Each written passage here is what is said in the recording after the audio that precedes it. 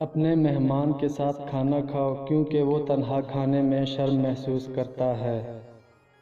جب تو مریض کے پاس جائے تو اس سے کہیں کہ تیرے لیے دعا کرے، اس کی دعا فرشتوں کی دعا کی طرح ہوتی ہے۔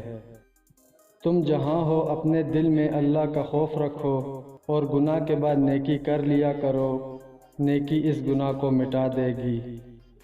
قیامت کے دن لوگ حساب و کتاب میں مبتلا رہیں گے، صدقہ دینے والے اپنے صدقہ کے سایہ میں ہوں گے۔ بندہ سجدے کی حالت میں اللہ کے زیادہ قریب ہوتا ہے، لہٰذا اس وقت کثرت سے دعا مانگا کرو۔ جس شخص کو نرمی اور مہربانی سے محروم کیا جاتا ہے، وہ گویا نیکی سے محروم کیا جاتا ہے۔ جس نے کسی مسلمان کی پردہ پوشی کی، اللہ تعالیٰ قیامت کے دن اس کی پردہ پوشی کرے گا۔ باپ کی دعا اولاد کے لیے ایسی ہے جیسے نبی کی دعا امت کے لیے۔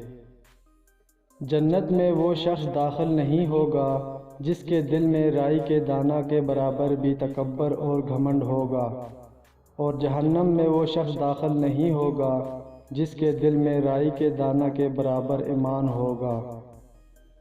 جو حق پر ہونے کے باوجود جھگڑا نہیں کرتا، میں اس کے لیے اعلیٰ جنت میں گھر کا ضامن ہوں۔ جو شخص مجھ پر درود پڑھنا بھول گیا، وہ جنت کا راستہ بھول گیا۔ حقیقت یہی ہے کہ غصہ تمام برائیوں کی جڑ ہے۔ جو شخص جس چیز کے ساتھ خودکشی کرے گا، وہ جہنم کی آگ میں اس چیز کے ساتھ عذاب دیا جائے گا۔